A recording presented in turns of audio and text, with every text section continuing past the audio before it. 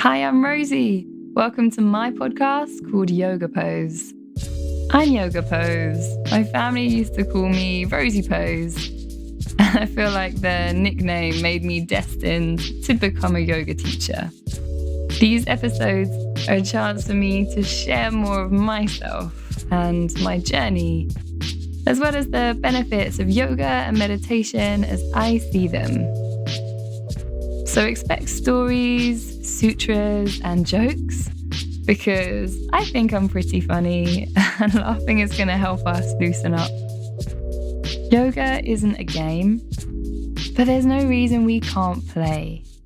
So being playful stops us striving, and we become explorers simply for the pleasure of it.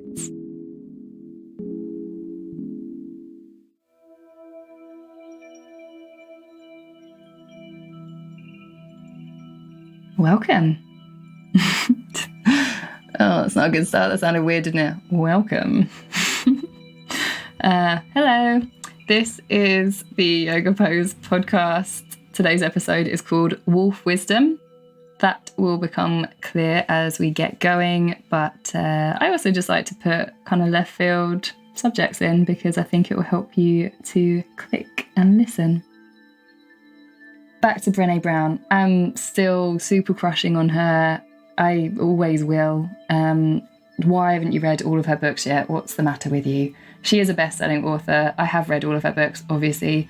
They are Daring Greatly, Rising Strong, Daring to Lead, and The Gifts of Imperfection. Those are actually just a few. You could, if you're not a reader, I know lots of you aren't, you could actually watch her on Netflix. She's got a talk out called The Call to Courage, and with humour and empathy, I'm reading straight off Netflix now. With humour and empathy, Brené discusses what it takes to choose courage over comfort in a culture defined by scarcity, fear, and uncertainty. So I've talked before about vulnerability, but what I didn't explain was that I struggled a lot with the word vulnerability. And that's because of my previous career in the charity sector, where a lot of my work revolved around assessing a person's need and their level of vulnerability. So that meant, what health issues they had, what their experience had been in terms of their mental capacity. And that would determine how much support they were eligible for. So vulnerable meant needing a lot of support and help, which isn't a bad thing. But when a few years ago, a friend recommended I watch Brené's TED Talk on vulnerability and how it would inspire me to be more vulnerable, I was like, no thank you. But once I got over that mindset shift, what I learned is that you can't be courageous if you're not vulnerable. Now, who doesn't want to be courageous? Vulnerable here has actually a different meaning. This is what I learned. Brené says that courage starts with showing up and letting yourself be seen. I've learned that I'm at my most brave when I feel my weakest. So it's easy for me to show up and teach and bounce around, share witty anecdotes from my week with students and friends when everything is flowing. It's a lot harder when things are difficult, because all I want to do is hide and lie low and withdraw. That's my default, and I know it is. Things get difficult and I just close down and protect myself. And I've tried to find ways to explain what goes on to friends so they can understand me a little bit better. The best way I've found is to tell them about the hagfish. There's going to be a long lead up to this, bear with me.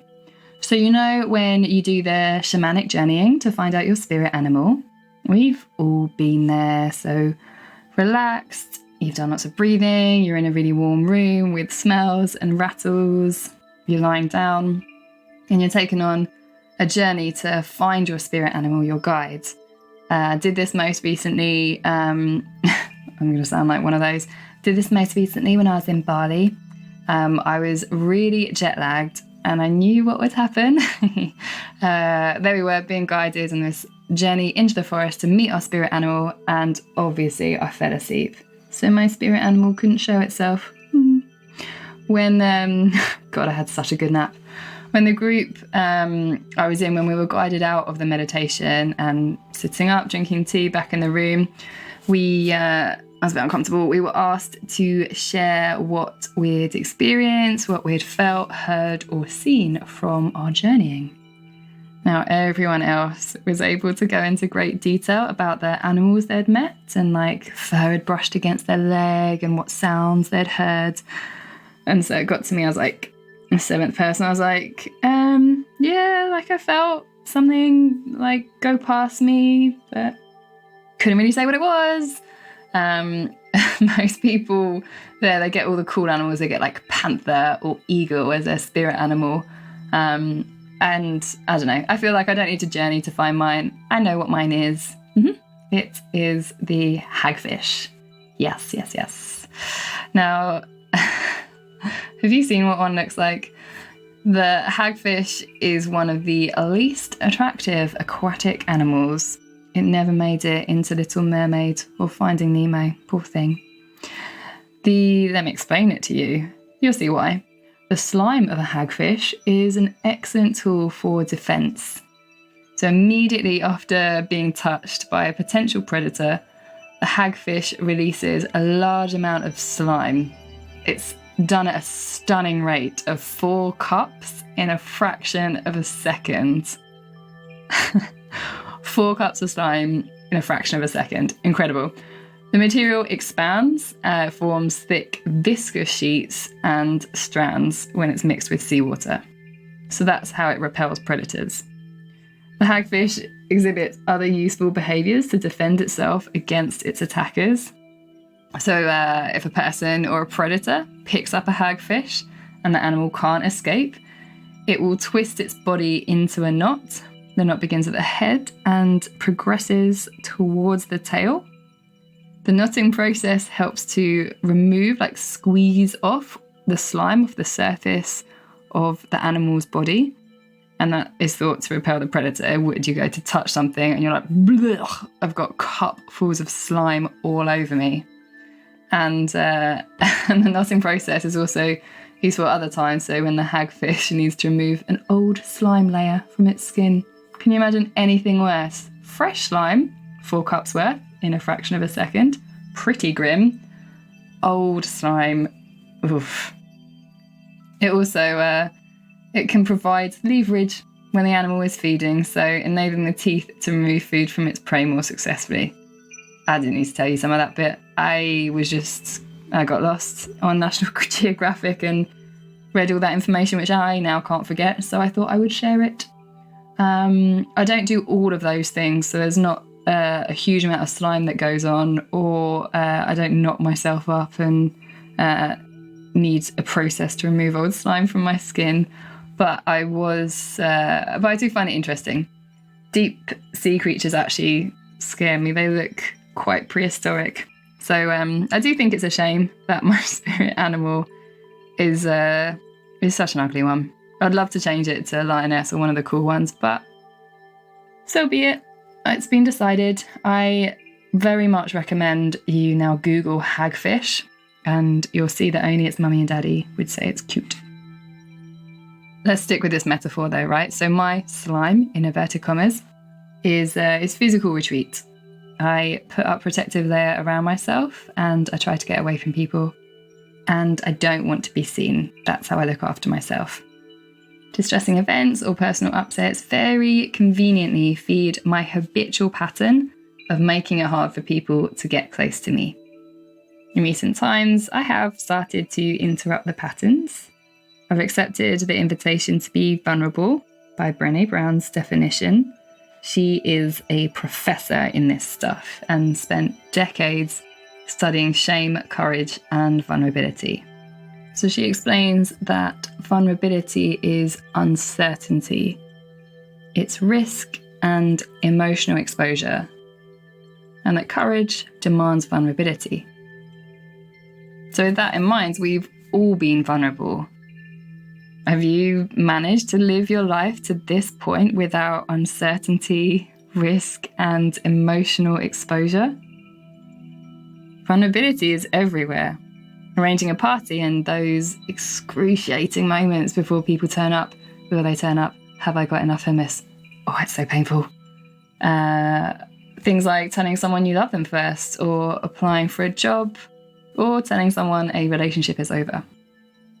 Now, vulnerability takes practice, and I encourage you to watch out for vulnerability without a filter, because that actually isn't vulnerability.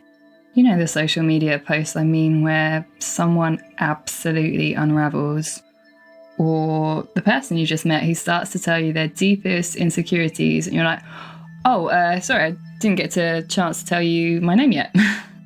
Those moments, they're not vulnerability.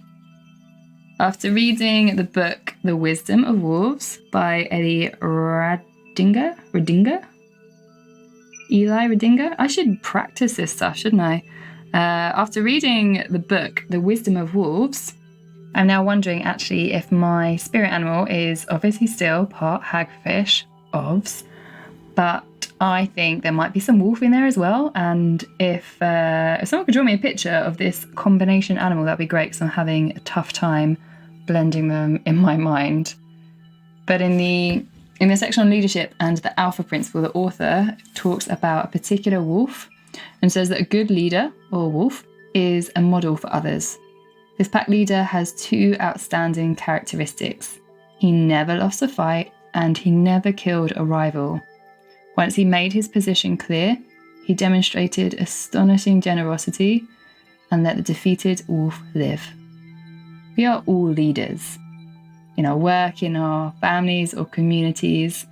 How good we are is debatable, and we're certainly seeing various forms of leadership modelled around the world.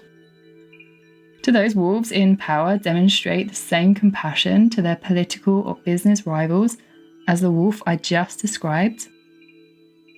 We're witnessing a crisis of vulnerability.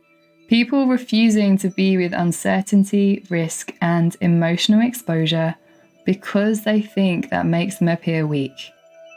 And it's tragic because it's quite the reverse. Courage starts with turning up and allowing yourself to be seen. This may include apologising, admitting when you've messed up, saying you don't have the answers because you don't need to, acknowledging personal growth, and thanking your supporters, those people who have your back. Poor leaders make the mistake that they think they're it. They're good at what they do because of their skills, their natural abilities. And they're not. It's a team effort. Another book reference: when I'm in hagfish mode, I read a lot. I don't want to be around people, but I still want to learn from them. This book is called, where's it gone? If I could tell you just one thing: encounters with remarkable people and their most valuable advice. So here's the quote. One of the most important things is to see people. The person who opens the door for you, the person who pours you coffee, and acknowledge them. Show them respect. And that's from a former American president. So I've opened up a few ideas there, and I just want to leave those to land. When I was new to teaching yoga and meditation, I always wanted to explain things. Describe what was happening or the reason we did things in a certain way. But then I read, in another book, this time it's called Sacred Journey of the Peaceful Warrior. The quote is, a great teacher, or wolf, never strives to explain their vision. They simply invite you to stand beside them and see for yourself. Thank you so much for listening to Yoga Pose.